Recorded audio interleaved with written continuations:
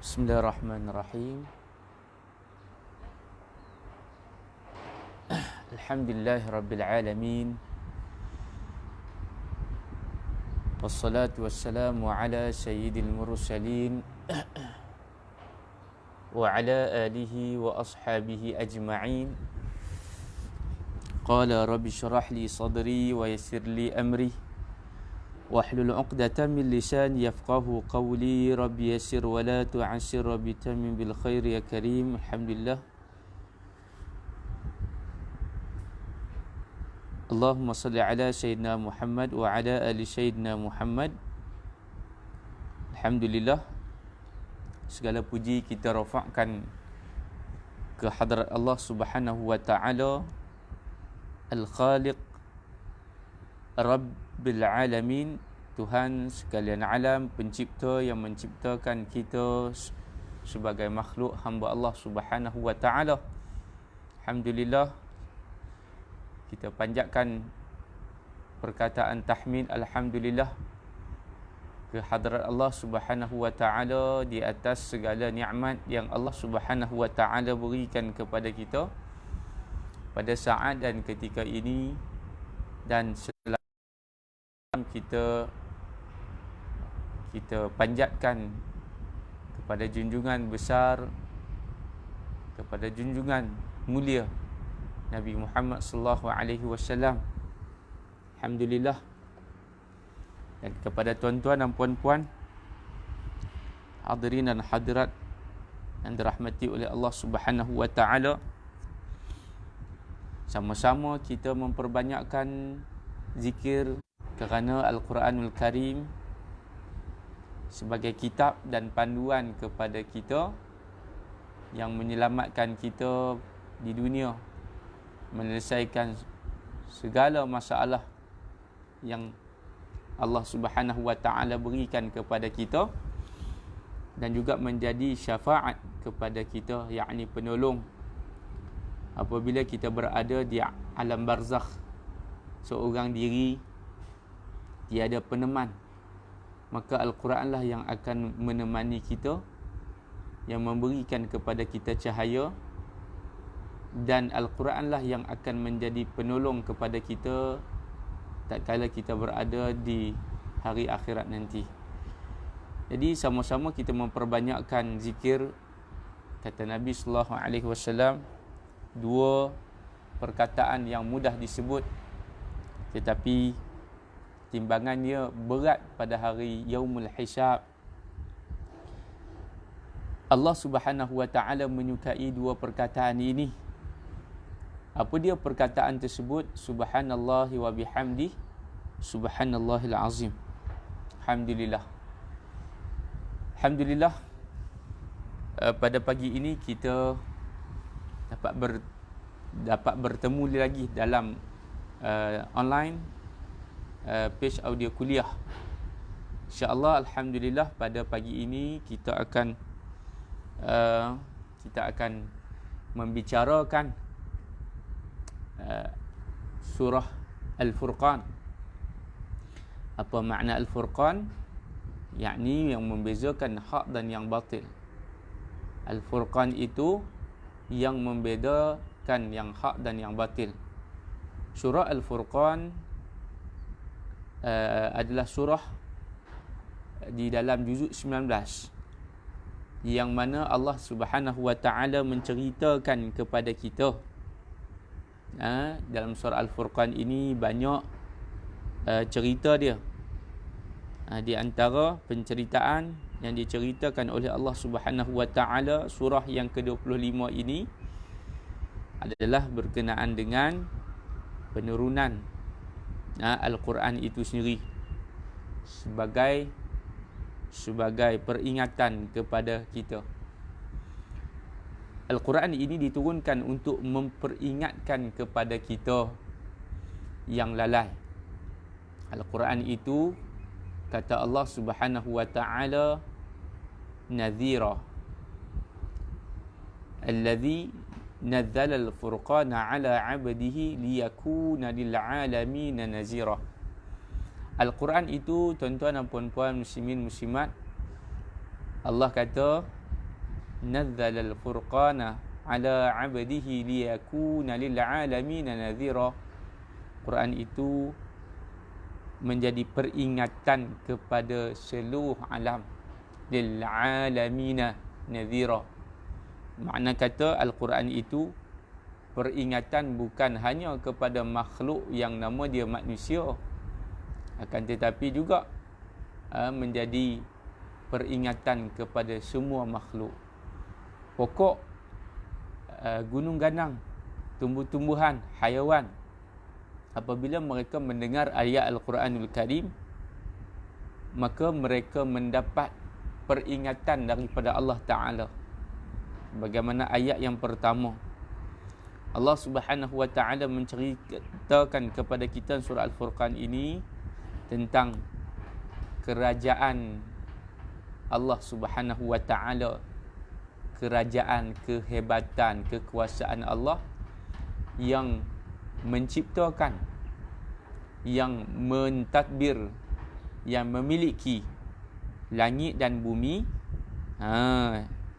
Dan Allah Subhanahu wa Ta'ala dia habaq kepada kita, dia tidak sama macam makhluk.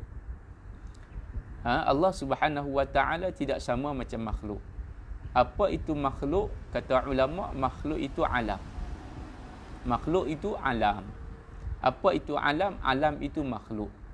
Apa itu alam? Alam itu manusia. Alam itu pokok. Alam itu jin. Alam itu alam itu malaikat. Alam itu apa? Yang berada selain, iaitulah selain, kata ulama, selain daripada Allah, itu adalah alam. Dan Allah Subhanahu wa Ta'ala dia yang mentadbir alam. Rabbi, Rabb itu makna dia yang mentadbir, yang menjaga. Sebab itu Allah Subhanahu wa Ta'ala dia tidak tidur. Allah Subhanahu wa Ta'ala, subhanallah, dia tidak tidur, dia menjaga kita. Allah Subhanahu wa Ta'ala tidak lalai, Allah tidak letih, Allah tidak alpa, Allah tidak leka. Ada pula yang nama makhluk ini, kita ini letih. Ya tak? Makhluk ni letih, makhluk ini tidur, makhluk ini lemah. Kita ini lupa, alpa. Bila kita lupa, bila kita tidak baca Quran, bila kita tengok televisyen, bila kita mendengar muzik, bila kita tidak zikir kepada Allah, bila kita ingat Allah waktu kita sembahyang, bila kita ingat Allah waktu kita dengar kuliah, bila kita ingat Allah waktu kita ditimpa musibah. Sebab tu bila hari ni kita berada dalam keadaan kita sebut sebagai musibah, bala, maka kita kena mendekatkan diri kepada Allah. Musibah ini ramai di kalangan orang, kata fuqaha, bila mana Allah timpakan kepada dia musibah, dia jauh daripada Allah. Ada orang yang diberikan musibah, maka dia ingat Allah, takrib, dia mendekatkan diri kepada Allah Subhanahu wa Ta'ala. Tapi ada orang yang bila dia diterima ujian macam ni, dia tab'id, semakin menjauhkan diri daripada Allah. Sebenarnya dia bukan dia menjauhkan diri, Allah menjauhkan diri daripada dia. Sebab bila kita dekat dengan Allah, kita ada niat untuk kita dekat, kita niat untuk kita nak mendampingi Allah Subhanahu wa Ta'ala, maka Allah dia akan mendampingi kita. Dampingi itu Allah Subhanahu wa Ta'ala, Allah kata, bila hamba aku ini ingat kepada aku, maka aku akan ingat kepada dia. Dalam hadis Al-Qudsi, Allah Subhanahu wa Ta'ala berfirman, hamba aku yang ingat kepada aku berjalan, maka aku ingat kepada dia berlari. Allah Subhanahu wa Ta'ala bukan Allah ini laisa kamitslihi syai', bukan sama macam makhluk, tapi Allah nak habaq kepada kita, kita ingat Allah Subhanahu wa Ta'ala sekali. Contohnya, ingat Allahu Akbar. maka Allah ingat kepada kita adha'afan, berlipat kali ganda. Sebab itulah kita ini dalam kehidupan kita ini, subhanallah, kita tak terasa kita ini bersendirian, kerana Allah Subhanahu wa taala senantiasa bersama dengan kita. Wa iza sa'alaka 'ibadi 'anni fa inni qarib. Baik, muslimin muslimat yang dirahmati oleh Allah Subhanahu wa taala, pada pagi ini itu sebagai mukadimah pada permulaan kita pada pagi ini. Insya-Allah kita akan menyentuh ayat daripada surah Al-Furqan. Surah Al-Furqan ni panjang. Ada lebih kurang 75 ayat. Ada 75 ayat. Tapi kita nak sentuh ayat 63. Ayat 63. Ayat 63 ni cerita di mana Allah Subhanahu wa taala habaq kepada kita tentang karakter. Karakter ini apa? Sifat, ciri-ciri. Karakter. Setiap orang dia ada karakter dia. Setiap orang dia ada karakter dia. Karakter dia berani, karakter dia takut, karakter dia malas, karakter dia rajin, karakter dia sabar. Itu dia panggil karakter orang tu. Dalam psikologi, manusia ni dibekalkan kepada dia ada 5. Yang pertama, kepada dia ini karakter. Karakter ni pembawakan perwatakan diri dia. Yang kedua, akhlak dia tu dia panggil behavior. Yang kedua behavior. Yang ketiga disebut sebagai emosi, emotional dia. Di manusia ni dia ada emosi. Ada orang emosi dia ni hari ni ceria. Ceria. Ada orang emosi dia hari ni gelisah. Ada orang emosi dia hari ni stabil. Ada orang emosi dia hari ni dia gembira. Dia marah. Itu emosi dia. Emosi. Yang keempat, dibekalkan manusia ini, diberikan kepada dia iaitulah ilmu, knowledge, pengetahuan, saqafah. Jadi Allah bagi kepada kita ilmu. Ilmu ni nak dapat macam mana? Kita kena mencari. Ilmu ni nak dapat macam mana? Kita kena menuntut. Menuntut ilmu, mencari. Orang dulu bila dia nak mencari ilmu, dia akan berhijrah, akan keluar daripada rumah. Imam Bukhari, Imam Muslim, sahabat-sahabat Nabi sallallahu alaihi wasallam, dia keluar daripada rumah mencari ilmu. Ilmu kita kena cari, dan ilmu yang berguna kepada kita adalah ilmu yang menyelamatkan kita pada hari akhirat nanti. Itulah ilmu yang akan menyelamatkan kita.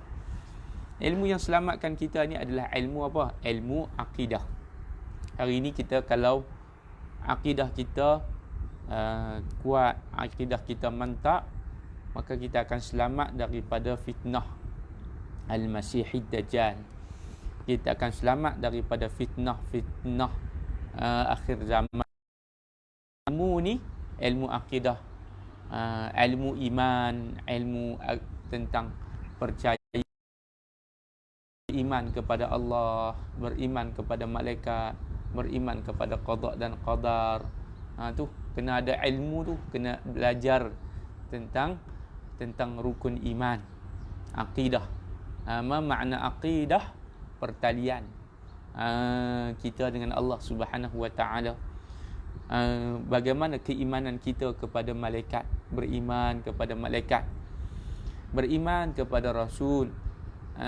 Apa makna ibadah ini? Setiap perlakuan yang kita lakukan, khitabullah li af'alil mukallafin. Satu khitab, cara Allah Subhanahu wa taala bermuamalah dengan kita, dengan dia memberikan kepada kita. Allah Subhanahu wa taala dia perintah kepada kita untuk melakukan sesuatu dan Allah memerintahkan untuk meninggalkan. Itu dipanggil hukum syarak. Khitabullah li af'alil mukallafin. Bagi orang-orang yang mukallaf, mereka ini ada hukum wajib, kemudian haram, sunat, makruh dan juga harus. Yang terakhir, ilmu yang wajib kita pelajari adalah ilmu akhlak, ataupun kita sebut sebagai ilmu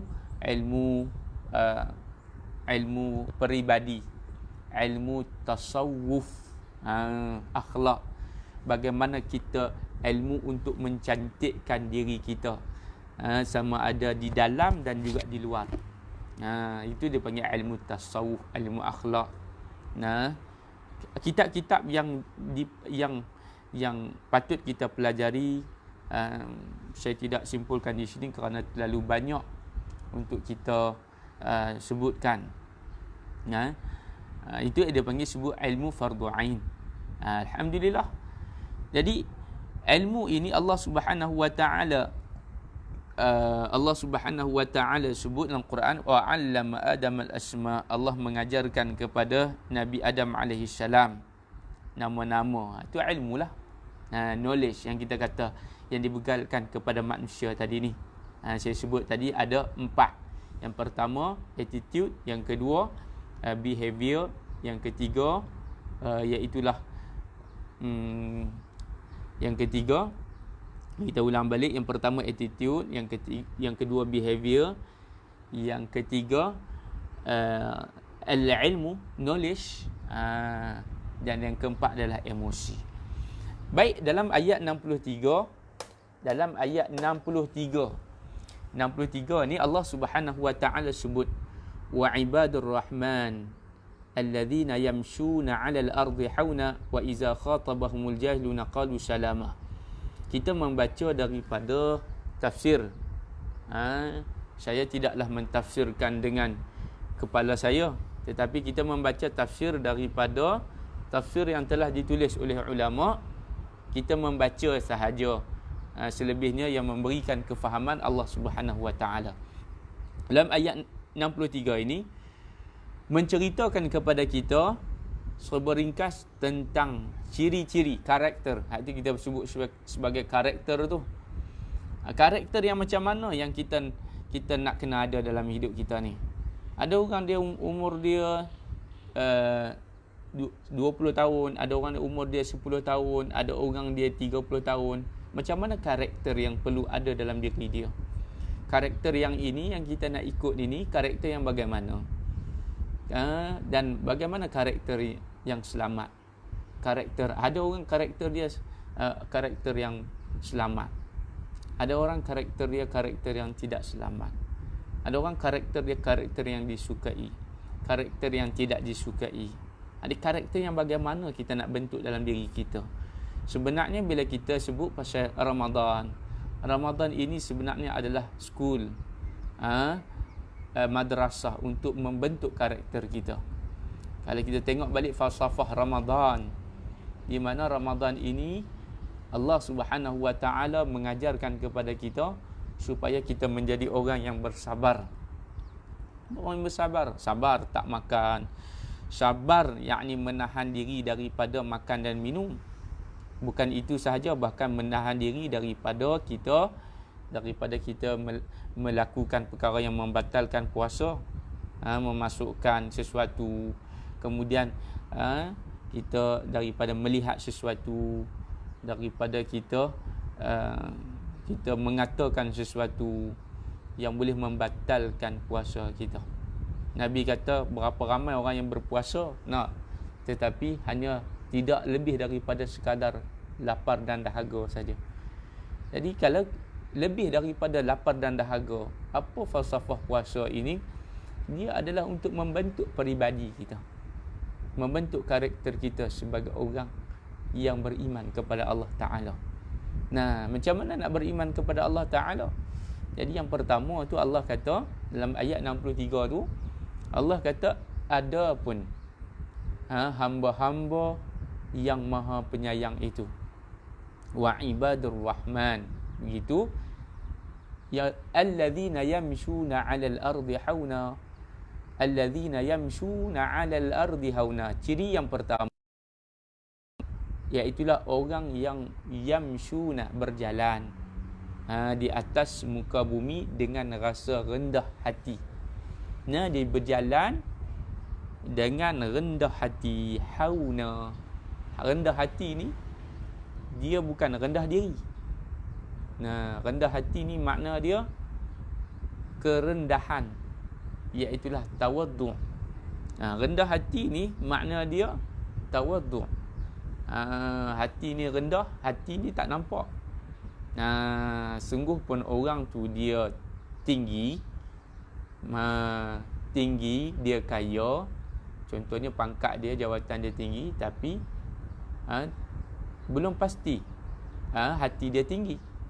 Barangkali boleh jadi hati dia rendah ataupun hati dia tawaddu'. Ramai ada saja orang yang diri dia rendah, dia miskin, tapi hati dia sombong, hati dia takabur. Ada juga begitu. Sebab tu Nabi sallallahu alaihi wasallam pesan dalam satu hadis.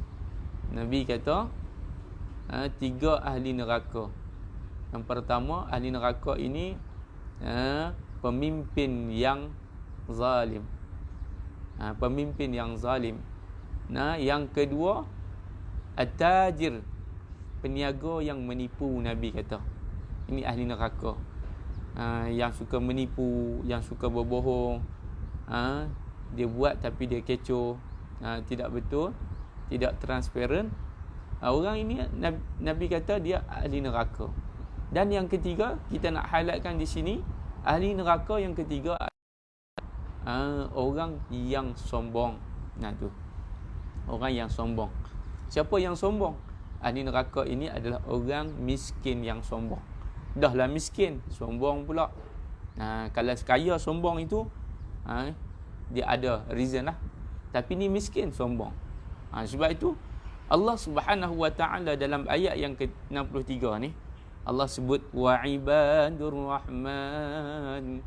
Adapun ciri hamba Allah, ciri ibadur rahman. Ibadur rahman ni ibad, ambil daripada perkataan abid.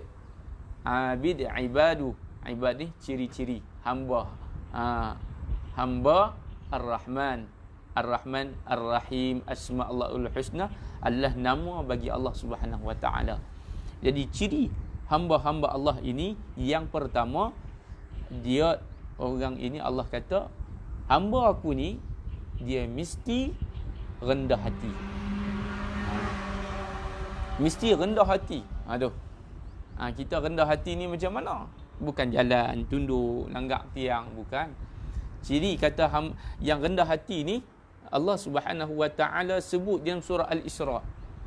Allah kata wala tamshi fil ardi maraha. Janganlah kamu berjalan di muka bumi dengan sombong.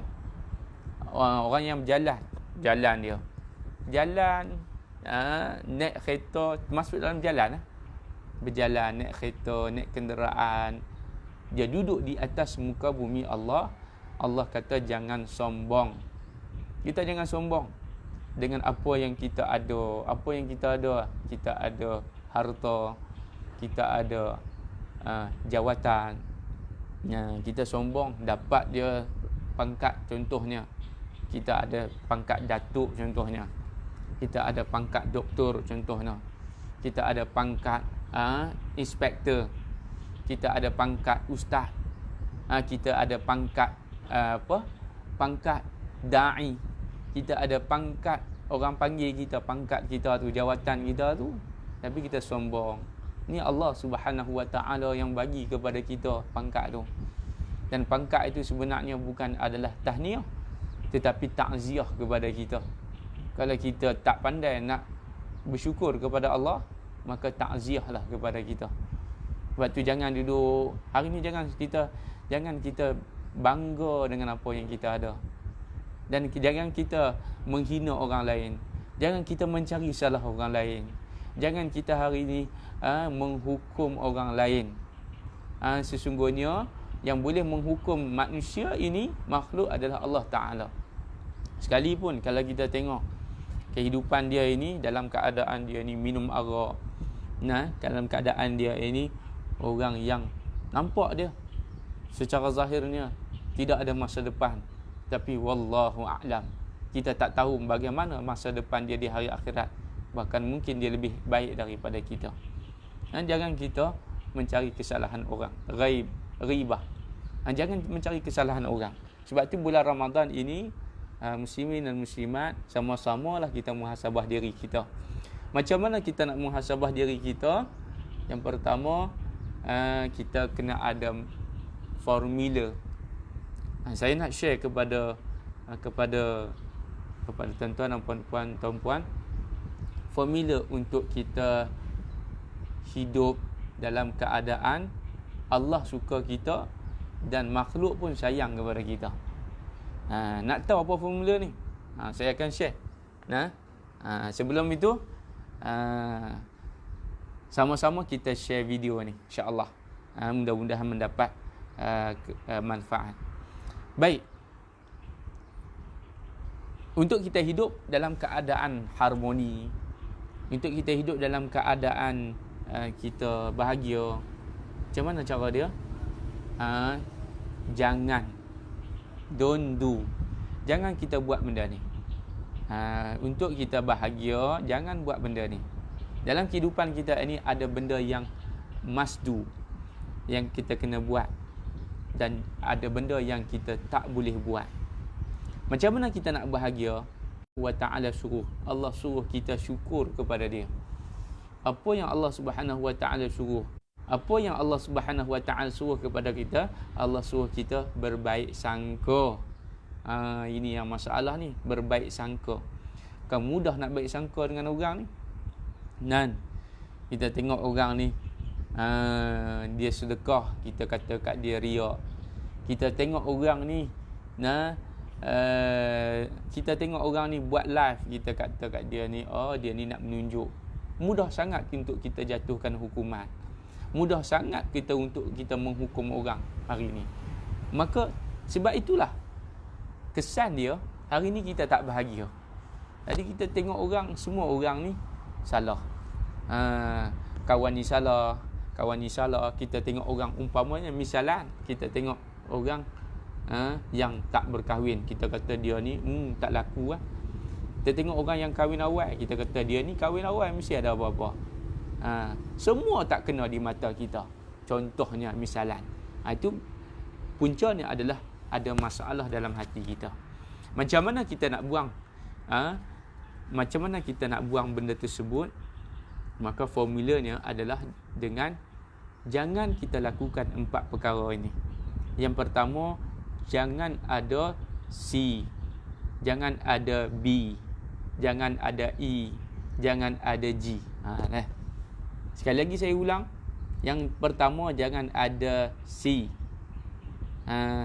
Jangan ada C. Apa itu C? Jangan ada, kita jangan ada komplain. Sikit-sikit komplain, sikit-sikit komplain. Kita pergi masjid, tengok kipas banyak tapi tak sejuk, komplain. Lepas tu pergi masjid pula, tengok panas, komplain. Why not kita sendiri yang sumbangkan kepada masjid, beli aircon ke? Kemudian makan pula, lepas contohnya lepas tarawih ada makan moreh. Tak ada lah makan-makan, semayang pun kat rumah. Contohnya kita pergi masjid, makan pula, dia kata Allah, apa ni makan pula masin, makan pula pedas lah. Dah orang bagi makan, alhamdulillah. Tak perlulah kita nak komplain. Kalau kita nak komplain, kita buat yang terbaik dan kita tunjukkan. Kalau contohnya tempat itu panas, kita bagi sejuk. Kita bagi kepada orang kipas, kita bagi kepada orang bahagia. Barulah kita bahagia. Hidup ni dia akan bahagia bila mana kita kurang komplain. Komplain sana, komplain ni adalah orang tak bersyukur. Orang yang tak bersyukur ini, Allah kata la azidannakum wala in kafartum inna azabi lasyadid. Bagi mereka azab yang sangat pedih. Sebab itu orang yang duk komplain sana, komplain sini, atas dunia lagi pun manusia tak suka kepada dia. Apatah lagi Allah Ta'ala. Sebab itu hidup kita jangan komplain. Okey? Type di situ, komplain. Yang kedua, jangan ada B. Apa itu B?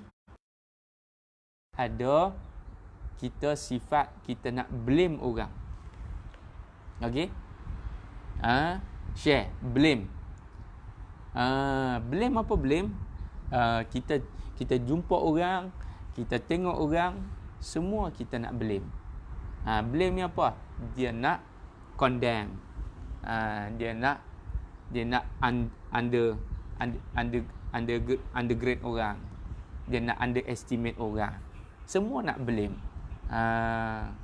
Jadi kita hari ni kita kena muhasabah diri kita. Hari ni kita sebelum kita nak blame orang, kita nak kata dekat orang, maka kita kena tengok diri kita terlebih dahulu. Sebab itu di dalam satu kata-kata daripada fuqaha, dia kata apa? Hasibu anfusakum. Hisablah diri kamu. Hitunglah diri kamu sebelum kamu dihitung oleh Allah Subhanahu Wa Taala. Kena hitung diri kita dulu. Kan? Kita kata kat dia, apa ni? Hang ni. Contohnya kita kata kat seorang ni, apa dia ni? Baca Quran pun tak kena. Contohnya. Kita langsung kita tak baca Quran. Contohnya. Sebab itu jangan kita blame orang. Apa dia ni? Mak rempit. Taipik dadah.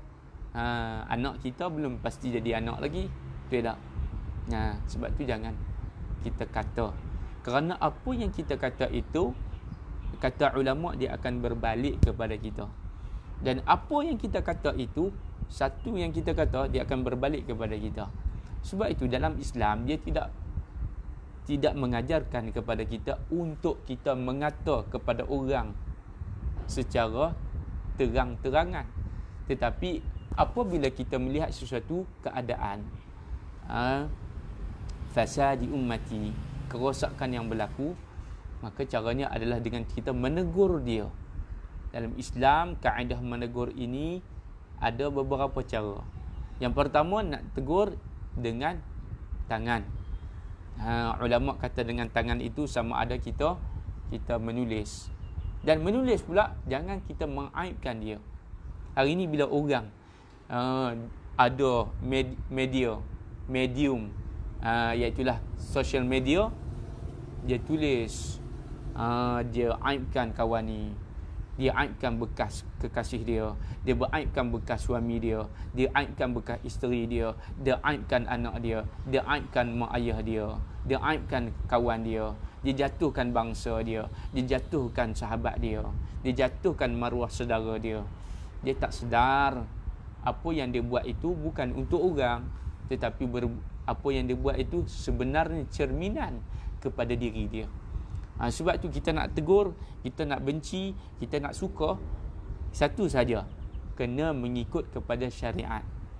Cara syariat tu cara nak tegur bagaimana?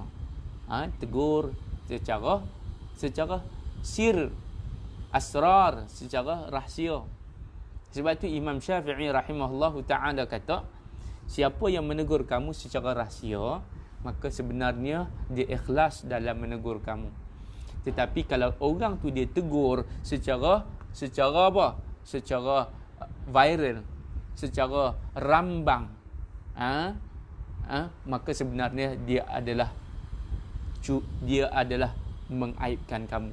Dia cuba dan tujuan dia untuk mengaibkan kamu.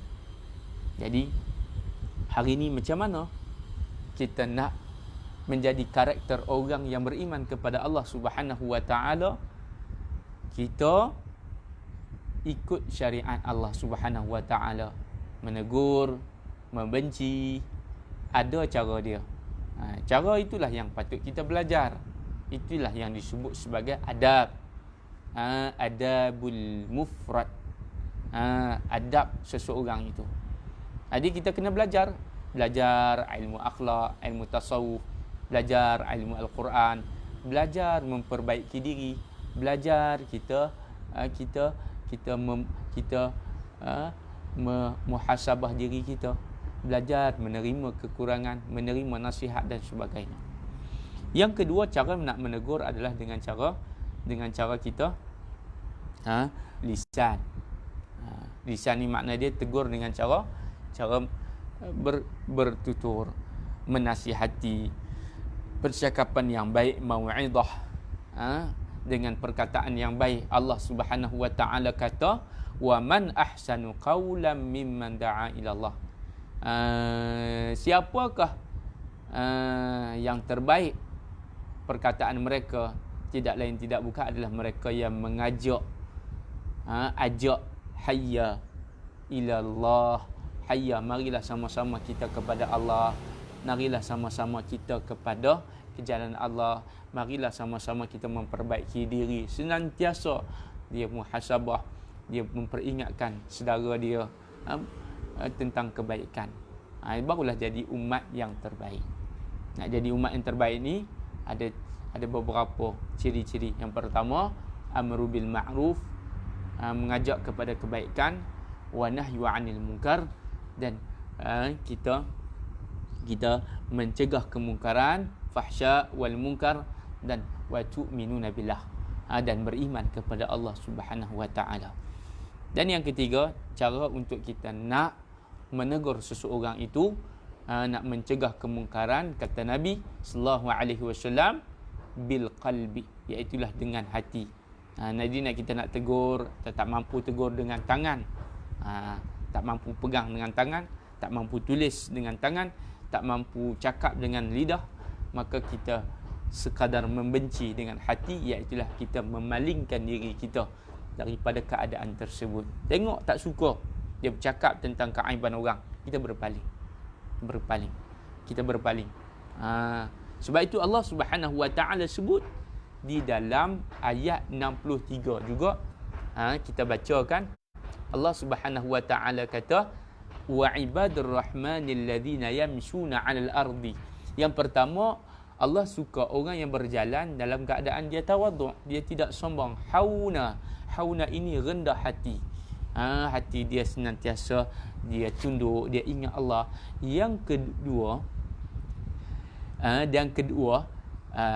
ibrah dalam ayat yang sama, Allah kata, wa iza khatabahumul jahiluna qalu, wa iza khatabahumul jahiluna qalu salama.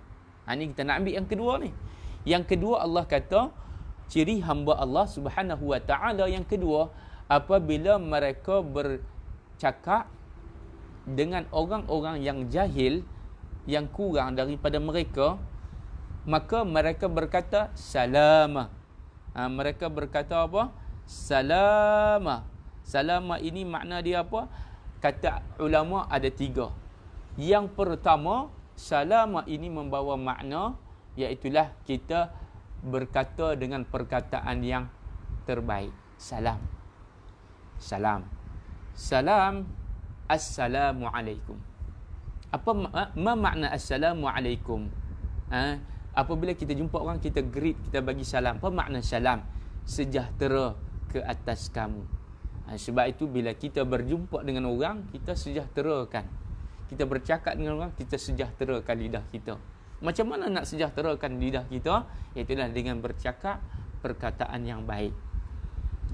Assalamualaikum ya sahabat, apa khabar? Alhamdulillah. Berjumpa orang, gunakan lidah kita ini untuk kita berkomunikasi dengan apa? Dengan cara yang mana kita akan dapat pahala. Ada orang hari ni dengan lidah dia dapat pahala cukup banyak. Ada orang hari ni dengan lidah dia dapat dosa cukup besar. Dengan lidah hari ni boleh masuk syurga. Dengan lidah juga manusia itu dihumban ke dalam neraka. Kita ni hari ni, kita bangkit tidur, kita muhasabah diri kita. Hari ni lidah kita ni kita guna cakap benda yang baik berapa kerat, cakap benda yang lara berapa banyak. Kalau boleh kita nak betul-betul muhasabah, kita nak refleksi diri, kita tulis apa yang kita cakap hari ni. Orang tak larat kita nak tulis betapa banyaknya perkataan yang keluar. Dan pastikan yang keluar daripada perkataan kita tu apa dia? Iaitulah perkataan yang baik. Sebab perkataan tu doa. Kan, contohnya kita ada anak, contohnya orang yang ada anak, dia nak tegur anak dia. Tegur dengan cara yang baik, doa. Kan, benda itu Allah Subhanahu Wa Taala suka. Allah sayang orang yang bercakap, orang berkata perkataan yang baik. Siapa yang nak berhijrah, kata Nabi, dia kena berhijrah lidah dia dulu, lisan dia dulu. Sebab tu orang yang bercakap perkataan yang baik ini senantiasa akan disukai oleh Allah Subhanahu Wa Taala. Innallaha ta'ala, Allah Ta'ala itu yuhibbu, Allah menyukai yang baik-baik. Dan perkataan yang baik adalah juga datang daripada kebaikan. Yang kedua, apabila kita bercakap dengan orang yang kita tak suka. Dalam konteks ayat 63 ini, ulama membicarakan kepada kita,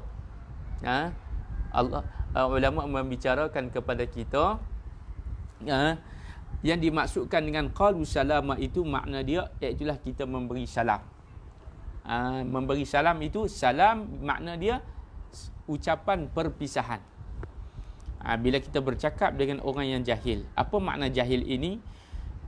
Jahil ini makna dia orang yang bercakap dalam keadaan dia tidak tahu tentang hakikat percakapan.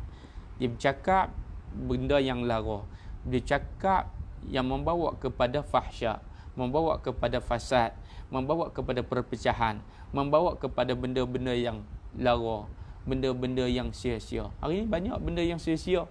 Contohnya kita tengok video, tak lagi keluar di Facebook kita, video sat lagi ni, hak ni orang duk kata ke orang, hak ni kawan ni duk buat prank kat orang, hak ni kawan ni duduk duk buat lawak. Benda-benda yang kita tengok tu, benda-benda yang kita tengok itu, benda itu mendatangkan kebaikan ke tidak? Kalau tidak mendatangkan kebaikan, kata ulama, salam tu makna apa? Bye-bye. Jangan kita buang masa. Don't waste your time. Jangan buang masa kamu. Kerana masa yang kita ada ini sekejap sahaja.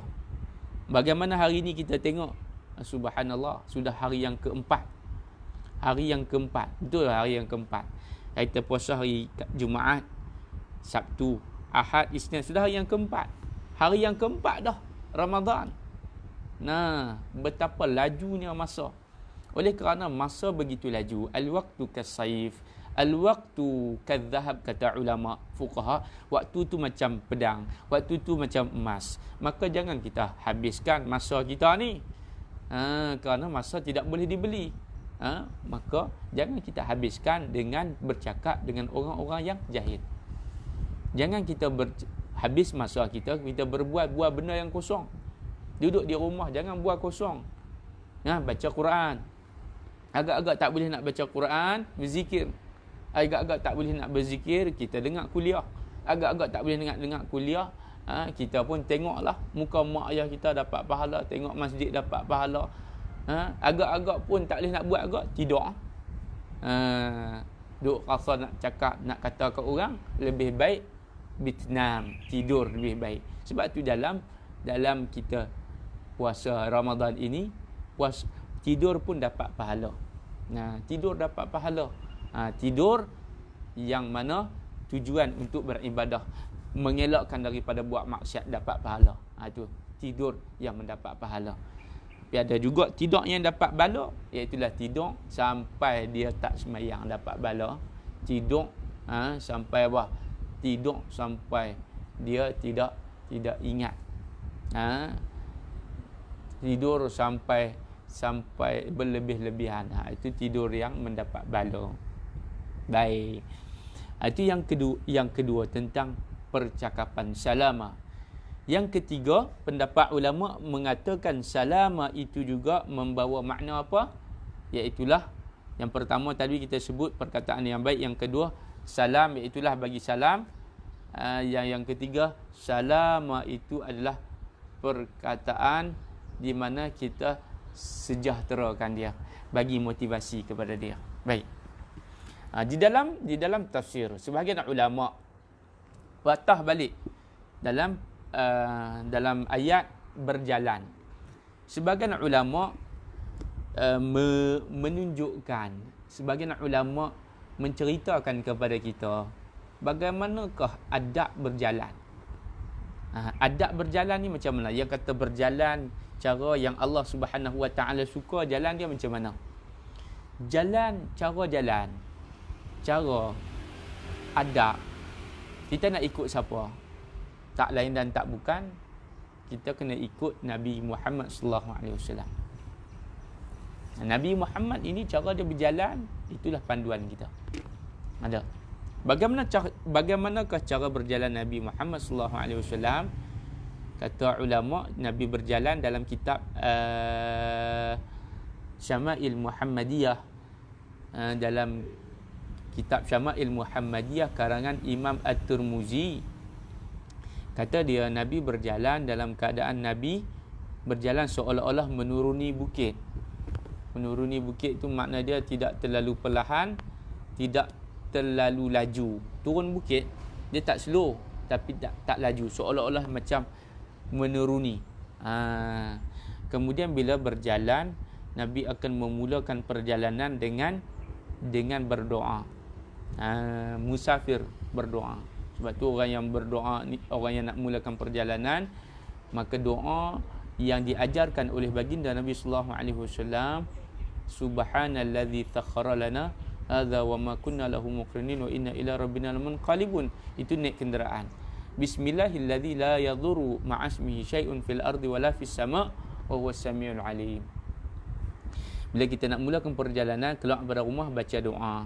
Bismillahi tawakkaltu 'ala Allah, la haula wala quwata illa billah. Ini doa yang diajarkan oleh Nabi sallallahu alaihi wasallam dalam kitab Al-Adhkar Imam Nawawi rahimahullahu taala. Ada disebut tentang adab-adab berjalan, mengambil wuduk, kemudian mengambil wuduk, kemudian berdoa, dan juga adab berjalan juga adalah dengan tujuan untuk kita mendekatkan diri kepada Allah Subhanahu Wa Taala. Dia panggil takrib. Takrib ni makna mendekatkan diri. Baik. Itu adab berjalan. Ulama kata berjalan ni yang diharamkan adalah berjalan dalam keadaan kita membuat-buat. Apa berjalan buat-buat tu? Itulah dia tabarrujal jahiliyah. Tabarrujal jahiliyah. Dia dalam keadaan berjalan dia itu dia memakai, dia memperhiaskan diri dia dengan hiasan jahiliyah. Orang jahiliyah ni dia iaitulah dia membuka aurat. Ini bagi pakaian. Dalam bab pakaian ni libas, malabis ni pakaian, dia ada pakaian yang disunatkan, itulah pakaian Nabi. Pakaian yang wajib menutup aurat, pakaian yang makruh, pakaian yang haram. Pakaian yang makruh macam mana? Pendapat ulama kata pakaian makruh ni pakaian yang ada tashbih, pakaian yang ketat. Contohnya lelaki yang memakai pakaian yang ketat, hukum dia makruh kata ulama. Perempuan yang pakai pakaian ketat, hukum dia haram. Dia kena tahulah apa pakaian yang macam mana, pakaian sunat color apa, dan sebagainya. Baik. Alhamdulillah. Jadi itu pakaian. Banyak benda yang kita boleh bicarakan, tetapi tidak cukup masa yang ada. Kalau nak buka kitab tentang pakaian-pakaian, kita buka kitab tasawuf ada, pakaian takwa. Kita buka kitab Syama'il Muhammadiyah, bagaimana pakaian, warna kesukaan Nabi sallallahu alaihi wasallam, itu akan dibicarakan dalam bab yang lain. Baik. Kemudian yang dimaksudkan dengan makna hauna, kita nak sentuh satu perkataan, iaitu makna hauna. Hauna yang kita baca, yang dimaksudkan dengan rendah hati itu, kata Nabi dalam sabdaan hadis, Nabi kata, iza ataitumus salah fala ta'tuha wa antum tas'auna wa alaikumus sakinah fama adraktum fasallu wa ma fatakum fa'atimu. Nabi kata, apabila kalian berjalan mendatangi hatta tempat solat ini masjid, janganlah kalian mendatanginya dengan berlari kecil. Janganlah kalian mendatanginya dengan berlari kecil. Nabi kata, tetapi berjalanlah dengan tenang. Adab berjalan ni jangan gopoh, jangan kalut. Kita nak pergi mana pun, maka jangan kalut. Bawa kereta jangan kalut, bawa motor jangan kalut. Begitu. Fa'alaikumus sakinah. Sakinah itu makna dia ketenangan, tenang. Tenang ni makna dia apa? Tenang ni makna dia kita boleh berfikir. Tamak ninah tu dalam sembahyang antara rukun bagi mazhab Imam Syafi'i, dia kena ada tamak ninah. Dalam berjalan tidak ada rukun, tidak ada makna dia wajib tamak ninah. Cuma berjalan, sebaik-baik perjalanan adalah wa'alaikumus sakinah. Dan sembahyang dia panggil tamak ninah. Dalam luar sembahyang dia panggil sakinah. Fama adraktum fasadu, dan kata Nabi, kerjakanlah ibadat tu dengan tenang, jangan tertinggal apa-apa. Makna dia, apa yang kamu dapat maka lakukan, sempurnakan apa yang kamu tinggalkan. Jadi kalau kita nak pergi sembahyang masjid contohnya, kalau dah lewat, buatlah cara lewat. Lewat dah ni, buat cara lewat. Dapat satu rakaat, buat tak apalah satu rakaat. Ni dia tahu dah lewat, dia bawa laju kan, sampai balas parking tu imam, sampai slipper dia masuk dalam masjid, sampaikan kotak habis masjid contohnya. Kalut sangat. Dah lewat, cara lewat. Kalau awal, cara awal. Jadi macam mana kita nak tenang, maka kita kalau rasa kita nak pergi kerja pukul 8, pergilah, siaplah awal, kan tak? Perjalanan kita tu kena atur perjalanan kita, barulah tenang, selesa, tenteram perjalanan kita. Sebelum nak pergi mana, maka kita set. Kita apa? Yang pertama plan, yang kedua stick, kedua set, yang ketiga stick. Mula-mula kita kena plan dulu, yang kedua kita kena set, yang ketiga kena stick. Stick tu makna dia kita kena, apa yang kita dah set, kita ambil yang tu. Makna jangan kita kejap itu, kejap ini dan sebagainya. Itu bab adab berjalan. Dan adab yang kita dah sentuh tadi, adab bercakap. Jadi bila kita adab bercakap ini, banyak antaranya bila bercakap dengan orang yang alim, bercakap dengan orang dengan kanak-kanak, bila bercakap dengan orang tua, bila bercakap dengan jiran, bila bercakap dengan adik-beradik dan sebagainya. Maka dalam Islam dia ajar benda-benda begitu. Macam mana kita nak cakap dengan kawan kita, tak sama macam kita nak cakap dengan mak ayah kita. Macam mana kita nak cakap dengan jiran kita. Jadi benda-benda itu semua kena semua ada di dalam kitab. Jadi kita setengah orang, bila dia bercakap dengan kawan dia bercakap baik. Dia sampai tepuk belakang, dia sampai belanja makan. Tapi dia bila bercakap dengan saudara, dengan adik-beradik dia bercakap kasar. Jadi tak kena. Sebab tu kita ni belajar untuk memperbaiki diri. Jangan kita sombong. buang sifat sombong dalam diri kita. Baik. Okey. Itu yang kedua. Yang ketiga, kata Allah Subhanahu wa taala, walladzina yabituna lirabbihim sujadan wa qiyamah. Dan yang ketiga, ciri-ciri yang ketiga, walladzina yabitun, orang-orang yang melalui. Makna melalui ni apa? Orang-orang yang apabila malamnya tu, malam hari dia tu, dengan menghabiskan masa bersujud. Sujud ni makna apa? Sembahyang. Sujadan, hal keadaan sujud. Jadi orang sujud ni apa? Sembahyang. Di manakah terletaknya rukun sujud dan sembahyang? Sebab tu afdal qiyamul lail itu adalah solat. Afdal solat qiyamul, daripada solat qiyamul lail itu kata ulama adalah tahajud. Allah kata dalam Quran, wa minal laili fatahajjat bihi nafilah asa an yab'asaka rabbuka maqaman mahmuda. Daripada malam itu maka Allah kata bertahajudlah. Maka dengan bertahajud tu, apa yang terjadi? Allah akan membangkitkan orang itu pada hari akhirat nanti berada di makam kedudukan yang terpuji. Makam yang terpuji itu siapakah mereka? Iaitulah makam kedudukan bersama para nabi-nabi, bersama para syuhada, bersama para anbiya, para salihin. Itu makam yang terpuji. Apa makna makam ni? Kedudukan lah, makam. Jadi kita ni, makam kita ni berbeza. Ada orang dia makam dia tinggi, ada orang makam dia rendah, ada orang makam dia sederhana. Jadi ada orang makam dia berbeza-beza.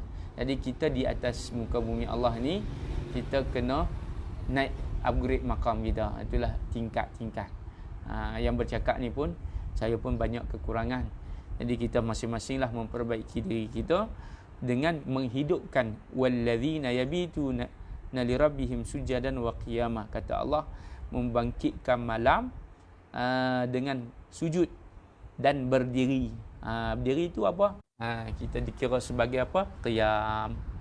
Okey. Ini baru 3 poin. Baru 3 ciri-ciri. Ada banyak lagi yang kita nak kongsikan, tetapi oleh kerana saya punya handphone pun macam dah slow dah ni. Dia punya line dia, maklumlah kita bersiaran daripada kampung Lustak Kedah. Jadi line tak berapa nak clear. Tak apa, line tak berapa nak clear, tak apa. Yang penting orang hak duk dengar ni, orang yang duk tengok ni clear belaka. Mudah-mudahan mendapat manfaat daripada perkongsian daripada Al-Fakir, daripada diri saya yang lemah ini. InsyaAllah kita akan sambung lagi dalam ayat 64 ni pun tak habis lagi. Kita nak kongsikan banyak lagi apa yang disebut sebagai tidur, apa yang disebut sebagai walladzina yabituna lirabbihim. Ciri hamba Allah ni ada yang ulama kata ambil daripada ayat surah Az-Zariyat yang kata tidur yang disukai qalilan minal laili ma yahja'un wa bil ashari hum yastaghfirun. Mereka sedikit sekali tidur di waktu malam dan akhir-akhir malam mereka memohon keampunan kepada Allah Ta'ala. Tatajafa junubuhum 'anil madadi'. Sebab tu kalau kita tengok orang-orang alim, orang salih ini, mereka tidur mereka tidak nyenyak. Kita tidur kita banyak. Orang alim, orang-orang soleh, mereka sikit tidur. Kita hari ni sikit-sikit tidur. Tu saya lah sikit-sikit tidur. Jadi macam mana? Kita kena banyak berjaga. Macam mana nak banyak berjaga? Itulah banyak makan vitamin, makan makanan-makanan Quran supaya boleh sihat tubuh badan kita ni. Bila tubuh badan kita sihat, insya-Allah maka kita akan boleh berjaga. Kita boleh berjaga malam kita. Tubuh badan kita ni fit lah makna dia kan. Makna tak letih. Jadi carilah makan makanan Quran. Seumpama minyak zaitun, watin, kemudian ar-rumman, al-a'nab, anggur, kemudian an-nakh, tamar dan sebagainya. Makanan-makanan Quran itu makanan Quran, dia panggil Quranic food.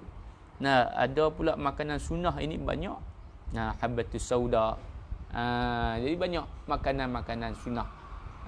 Kemudian insya-Allah kalau kita nak sebutkan di sini terlalu banyak.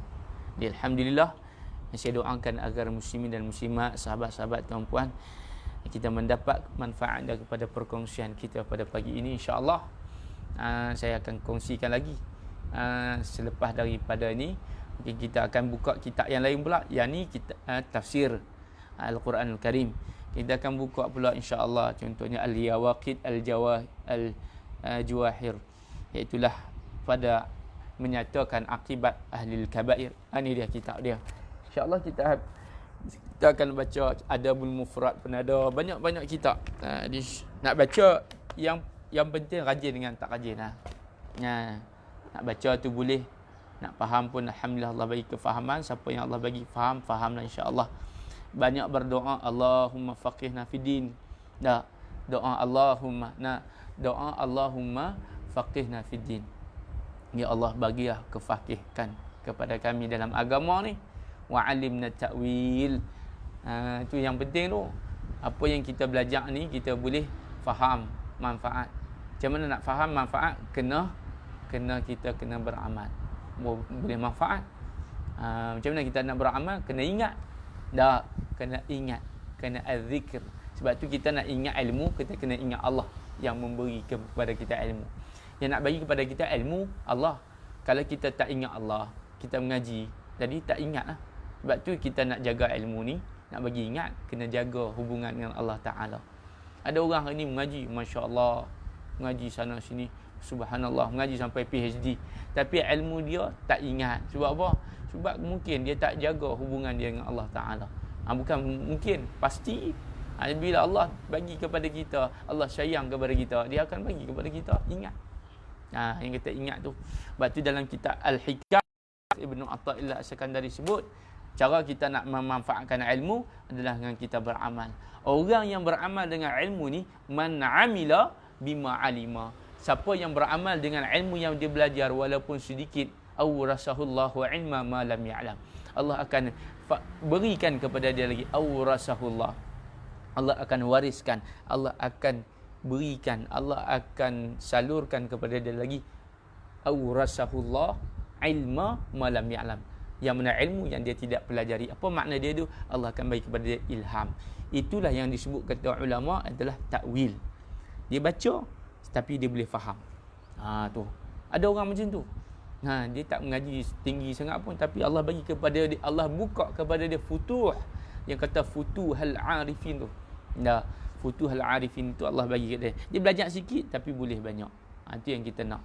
Jadi alhamdulillah, mudah-mudahan diberkati apa yang kita lakukan. Allahumma barik lana fi Ramadan. Ya Allah, ya Tuhan kami, berkatilah kami pada bulan Ramadan ini ya Allah. Wa balighna Lailatul Qadr, dan sampaikanlah kami, pertemukanlah kami pada malam Lailatul Qadar. Amin ya rabbal alamin. Allahumma inna na'udzubika min ilmin la yanfa'. Ya Allah, ya Tuhan kami, jadikanlah ilmu yang kami perolehi ilmu yang bermanfaat. Jadikanlah hati kami hati yang tenang, khusyuk, hati yang baik, hati yang tidak ada wasangka, hati yang tidak ada benci, hati yang tidak ada hasad, hati yang tidak ada perasaan ghibah, nak mengata kepada orang. Allahumma inna na'udzubika min ilmin la yanfa', min qalbin la yakhsha', wa min nafsin la tashba'. Ya Allah, jauhkanlah kami daripada nafsu yang tak pernah cukup, yang puas. Wa min da'wati la yustajabu laha. Ya Allah, jauhkanlah kami daripada doa yang Engkau tolak doa mereka. Maka doa kami ni Allah, Engkau terimalah ya Allah. Kesianlah kepada kami ya Allah, duduk mengangkat tangan ini ya Allah. Maka terimalah doa kami ya Allah.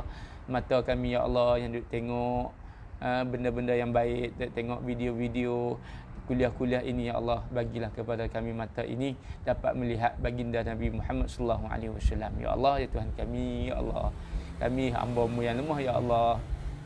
Kami tak ada apa-apa ya Allah. Kami datang daripada Engkau ya Allah.